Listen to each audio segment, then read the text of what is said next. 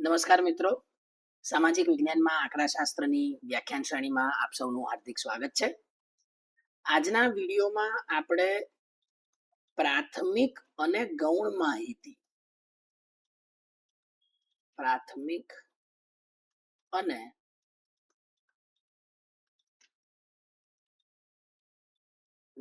માહિતી વિશે ચર્ચા કરીશું. અગાઉના વિડીયોમાં આપણે આંકડાશાસ્ત્રનો પરિચય મેળવ્યો છે, વર્ણનાત્મક અને અનુમાનાત્મક આંકડાશાસ્ત્ર વચ્ચે શું તફાવત છે તેની માહિતી મેળવી અને આંકડાશાસ્ત્રનો ઉપયોગ સામાજિક વિજ્ઞાનમાં ક્યાં ક્યાં થાય છે તેના વિશે પણ ચર્ચા કરી અને તે ઉપરાંત આપણે માહિતીના વિવિધ પ્રકારો વિશે ચર્ચા કરી હતી.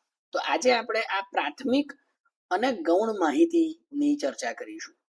તો આપણે જાણીએ છીએ કે માહિતીનું એકત્રીકરણ એ ખૂબ જ મહત્વની બાબત છે. Data collection. તો આ માહિતીનું એકત્રીકરણ કેવી રીતે કરવામાં આવે છે? તો મુખ્યત્વે બે રીતે આપણે માહિતી ભેગી કરી શકીએ. એક પ્રાથમિક માહિતી છે,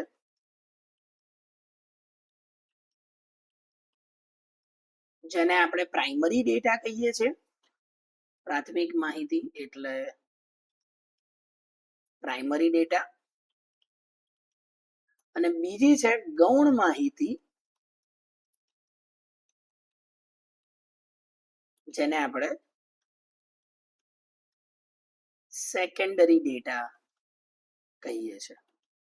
તો આમ બે રીતે આપણે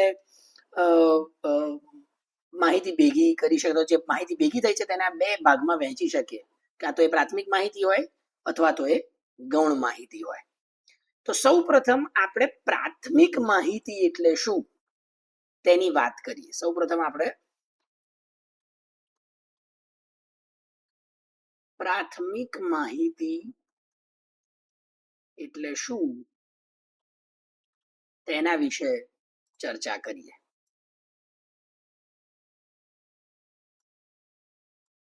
તો પ્રાથમિક માહિતીનો અર્થ એવો થાય છે કે અહીં સંશોધક અથવા તો સંસ્થા કે જે માહિતી જે સંશોધનનું કામ કરી રહી છે તે પહેલી વખત માહિતી ભેગી કરે નવેસરથી. સંસ્થા, સંશોધક અથવા તો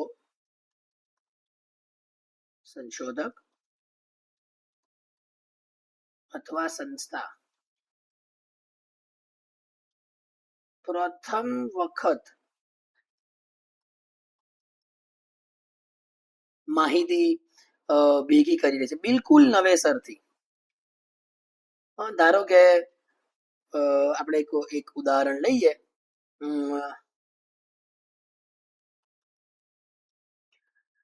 વિરમ ગામમાં ખેડૂતોની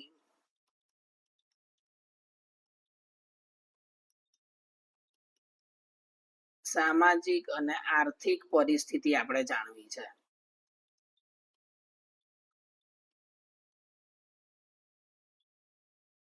અને આથી આપણે તે ખેડૂતો પાસેથી પ્રથમ વખત માહિતી એકત્ર કરીએ. આવી માહિતીને આપણે શું કહીશું?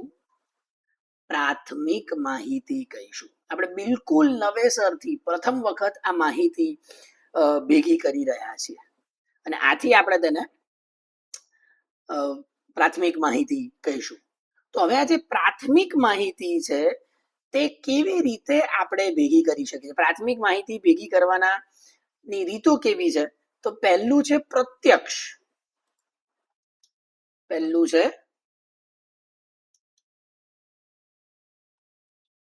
પ્રત્યક્ષ તપાસ.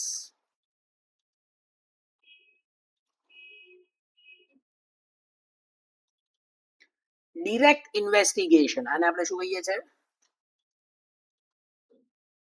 Direct investigation.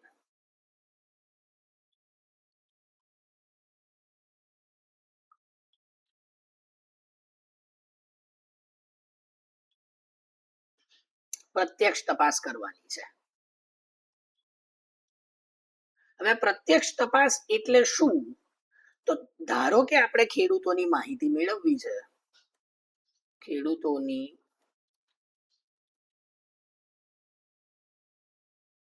સામાજિક આર્થિક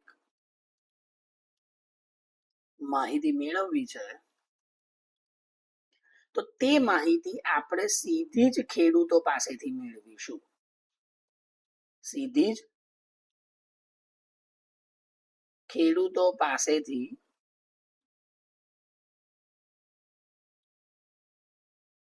મેળવીશું. તો આને આપણે કહીએ છીએ પ્રત્યક્ષ તપાસ. આપણે ખેડૂતને જ પ્રશ્ન પૂછીશું અથવા તો ખેડૂતનો જ ઇન્ટરવ્યુ લઈશું કે કેટલા વીઘા જમીન છે, કેટલો પાક થાય છે, તે પાક તમે ક્યાં વેચો છો, એની કેટલી કિંમત મળે છે. તો આપણે તેને પ્રત્યક્ષ તપાસ કહીએ છીએ. બીજી જે રીત છે તે છે પરોક્ષ તપાસની રીત. બીજી રીત કઈ છે?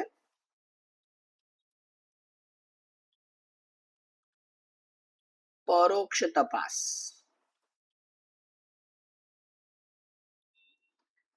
Indirect investigation. Indirect investigation. તો આ કિસ્સામાં હું ખેડૂત પાસેથી માહિતી લેવાને બદલે શું કરીશ? ખેડૂત પાસેથી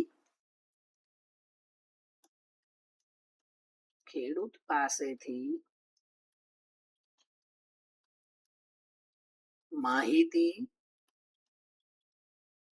લેવાના બદલે હું ધારો કે કોઈ ગામના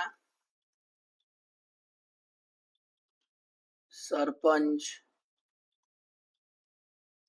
કે તલાટી પાસેથી શું કરીશ? માહિતી મેળવીશ.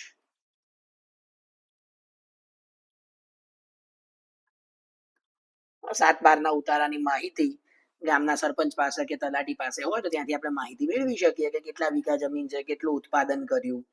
તો આથી આપણે તેને પરોક્ષ તપાસ કહીએ છીએ. ખેડૂત પાસેથી સીધી માહિતી નથી મેળવતા, પણ જે કોઈ વ્યક્તિ કે સંસ્થા પાસે ખેડૂતોની માહિતી છે તે સંસ્થા કે વ્યક્તિ પાસેથી આપણે માહિતી મેળવીએ છીએ અને આથી આપણે તેને પરોક્ષ તપાસ કહીએ છીએ, ઇનડિરેક્ટ ઇન્વેસ્ટિગેશન કહીએ છીએ. ત્રીજી જે રીત છે તે છે પ્રશ્નાવલી.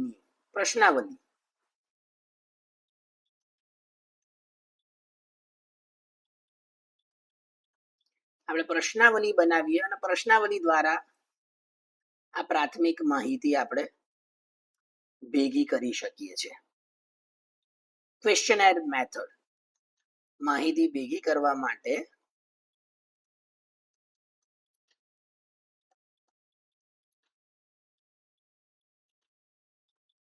આપણે જુદા જુદા પ્રશ્નો તૈયાર કરીએ છીએ.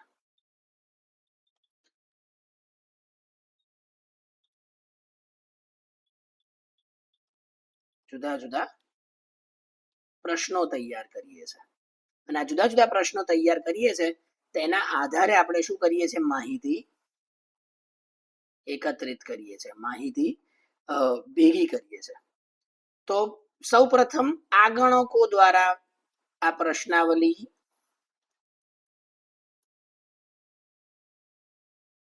ભરવામાં આવે. એન્યુમરેટર્સ, તેને આપણે શું કહીએ છીએ?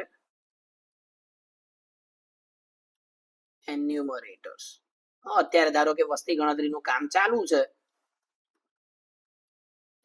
તો તેમાં પ્રશ્નાવલી આપેલી છે, પ્રશ્નો તૈયાર કરેલા છે અને આગણકો જે છે તે ઘરે જઈને આ વસ્તીની માહિતી શું કરે છે? ભેગી કરે છે. એટલે આગણકો માહિતી એકત્રિત કરે. માહિતી એકત્રિત કરે છે. આગણકો દ્વારા આ પ્રશ્નાવલી ભરાવવામાં આવે છે અને તેના દ્વારા માહિતી ભેગી કરવામાં આવે છે. બીજું છે તે છે ટપાલ અથવા તો ઈમેલ દ્વારા. ટપાલ અથવા તો ઈમેલ દ્વારા આપણી પાસે પ્રશ્નાવલી નક્કી કરેલી છે અને પ્રશ્નાવલી આપણે ટપાલ દ્વારા કે ઈમેલ દ્વારા, હવે આપણે ગૂગલ ફોર્મ પણ બનાવીએ છીએ તો એ ગૂગલ ફોર્મ આપણે આપણા જે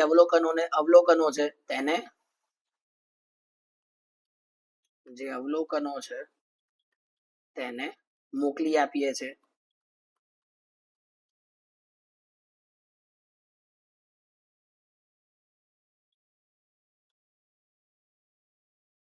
અને આથી આપણને તેના દ્વારા માહિતી ભેગી થાય છે. તો તે છે તો ક્વેશ્ચનર જ. આ ગૂગલ ફોર્મમાં આપણે શું બનીએ છીએ? પ્રશ્નાવલી જ રાખીએ છીએ. આ પ્રશ્નાવલી દ્વારા આપણે માહિતી ભેગી કરીએ છીએ, પરંતુ તે પ્રશ્નાવલી આપણે ટપાલ દ્વારા કે ઈમેલ દ્વારા આપણે ભેગી કરીએ છીએ. ત્યારબાદ છે ટેલિફોનિક ઇન્ટરવ્યુ. ત્યારબાદ છે ટેલિફોનિક ઇન્ટરવ્યુ.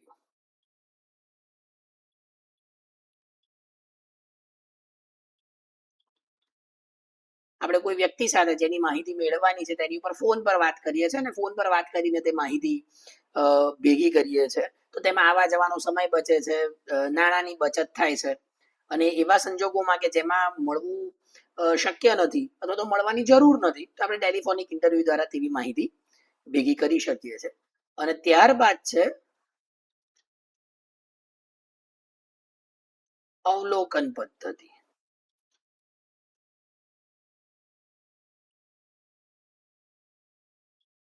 ઓબ્ઝર્વેશન. ત્યારબાદ છે અવલોકન પદ્ધતિ એટલે કે ઓબ્ઝર્વેશન. આપણે સીધી જ રીતે પ્રશ્નો નથી પૂછતા, પરંતુ જે તે જગ્યાએથી માહિતી ભેગી કરવાની છે, જ્યાંથી માહિતી ભેગી કરવાની છે તે વ્યક્તિનું કે તે જગ્યાનું આપણે શું કરીએ છીએ? અવલોકન કરીએ છીએ. ધારો કે આપણે કોઈ એક કમ્યુનિટીનું, ધારો કે આદિવાસી વિસ્તારોમાં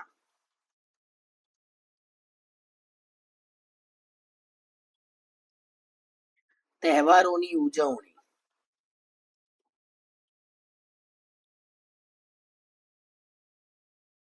આ વિષય પર આપણે સંશોધન કરવું છે. તો જે તે તહેવાર હશે તે તહેવારનું આપણે શું કરીશું? અવલોકન કરીશું. તે તહેવારનું અવલોકન કરીશું અને તેના આધારે આપણે આપણી માહિતી ભેગી કરીશું કે કેવી રીતે લોકો તહેવાર ઉજવે છે, તહેવારમાં કેવા પ્રકારના કપડાં પહેરે છે, તેવા તહેવારમાં કેવા પ્રકારનું વસ્તુઓ તે લોકો ખાય છે, કેવા પ્રકારના શાકભાજી ખાય છે, વગેરે વગેરે. તો આ રીતે આપણે પ્રાથમિક માહિતી ભેગી કરી શકીએ. હવે આપણે વાત કરવી છે ગૌણ માહિતી વિશે. તો આ ગૌણ માહિતી એટલે શું?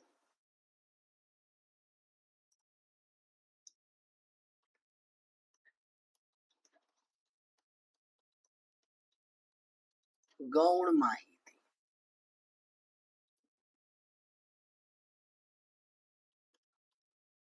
Secondary data.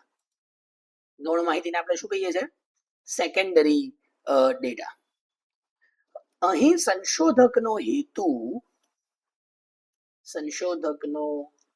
હેતુ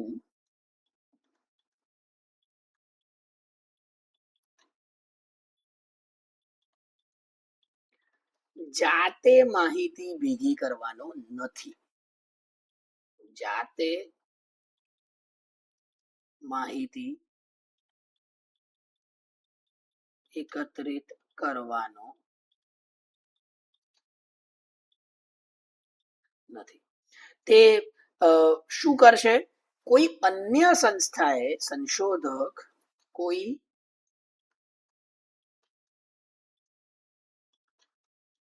અન્ય સંસ્થાએ કે સંશોધકે જે માહિતી એકત્રિત કરી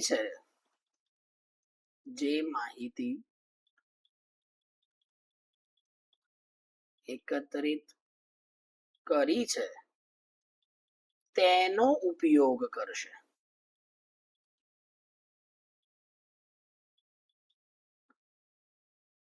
પોતે માહિતી ભેગી નથી કરતો, પરંતુ જે માહિતી બીજી કોઈ સંસ્થાએ કે બીજા કોઈ સંશોધકે ઉપયોગ કરી છે અથવા તો એકત્રિત કરી છે તેનો ઉપયોગ કરશે. દાખલા તરીકે આપણે 2011ના સેન્સસની માહિતીનો ઉપયોગ કરીએ છીએ. તો આ માહિતી આપણે એકઠી નથી કરી, આપણે તે માહિતીનો ઉપયોગ કરીએ છીએ. ધારો કે આપણે ગુજરાત સરકારનું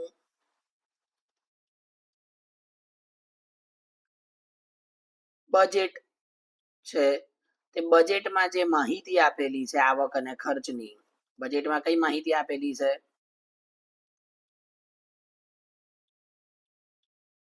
આવક અને ખર્ચ. તેનો ઉપયોગ આપણે કરીએ. તો અહીં માહિતી ગુજરાત સરકારે એકઠી કરી છે, આપણે તે માહિતીનો ઉપયોગ કરીએ છીએ. આપણે જાતે તે માહિતી એકત્રિત કરવા જતા નથી, અને આથી આવી માહિતીને ગૌણ માહિતી કહેવામાં આવે છે. તો જ્યારે પણ આપણે ગૌણ માહિતીનો ઉપયોગ કરીએ ત્યારે તે માહિતી ક્યાંથી લીધી છે, એટલે કે તેનો સોર્સ દર્શાવવો ખૂબ જ અગત્યનો છે.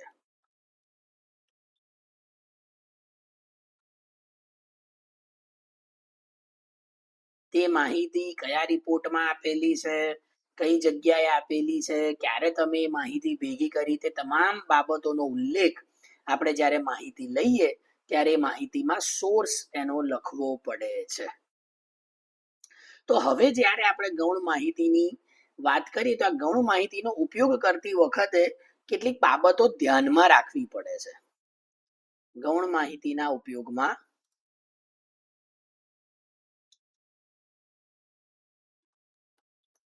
ગૌણ માહિતીના ઉપયોગમાં ધ્યાનમાં રાખવાની બાબતો.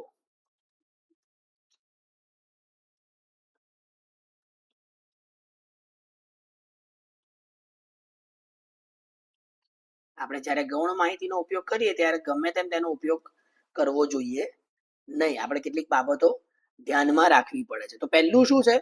માહિતીનો સ્ત્રોત અને તેની વિશ્વસનીયતા. પહેલું છે માહિતીની વિશ્વસનીયતા. આપણે જોવું પડે છે કે માહિતી કોણે એકઠી કરી છે, કેવી રીતે ભેગી કરી છે. શું શું શું જોવું પડે? માહિતી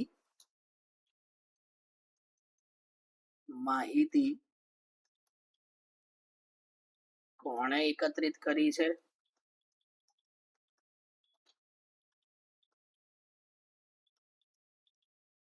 તે ચકાસવું પડે.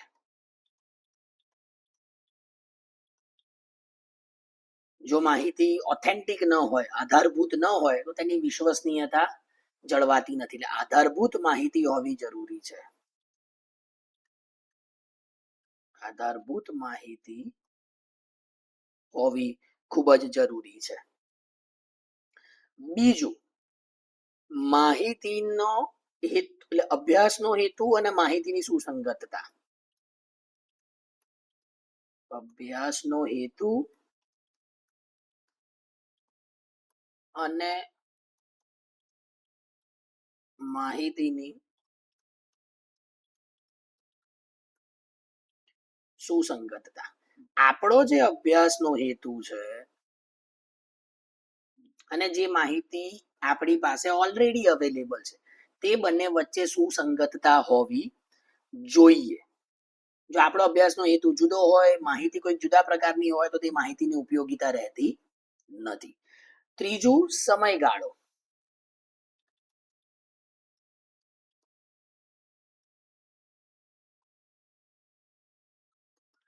ધારો કે મારે ગુજરાત સરકારના શિક્ષણ ખર્ચ વિશે અભ્યાસ કરવો છે. આપણે ધારો કે ગુજરાત સરકારના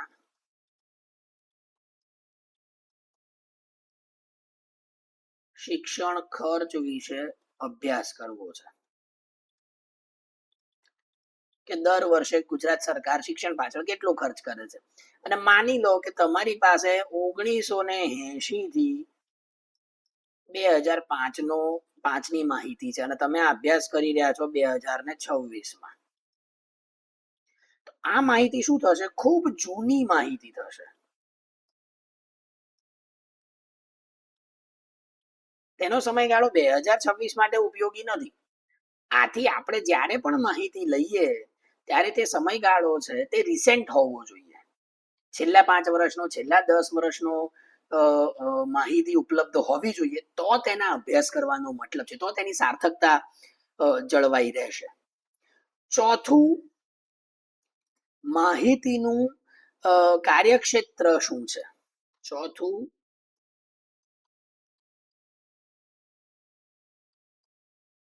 માહિતીનું કાર્યક્ષેત્ર અને ઉપયોગમાં લીધેલ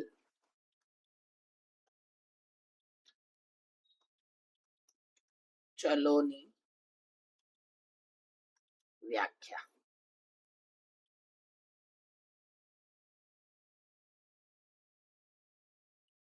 આ બાબત પણ અગત્યની છે. કયા વિસ્તારમાંથી તે માહિતી કાર્યક્ષેત્રનો અર્થ શું છે? કયો વિસ્તાર છે? કયા વિસ્તારમાંથી આપણને માહિતી મળેલી છે? ધારો કે આપણે માહિતી ભેગી કરી રહ્યા છે સાક્ષરતા દર માટે. ધારો કે 15 વર્ષથી ઉપરના વયમાં સાક્ષરતા દર.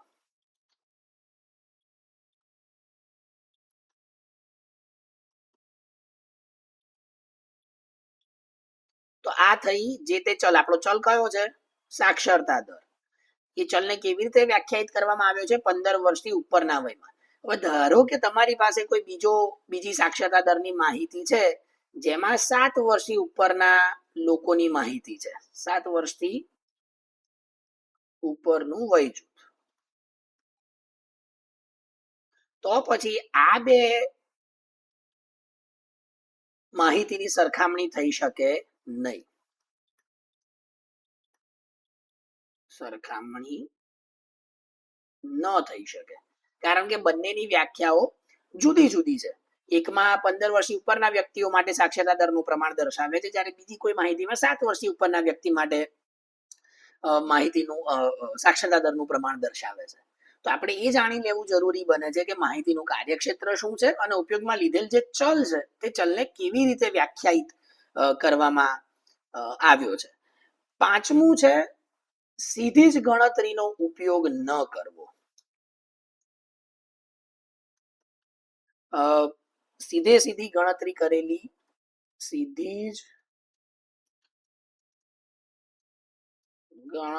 કરેલી માહિતીનો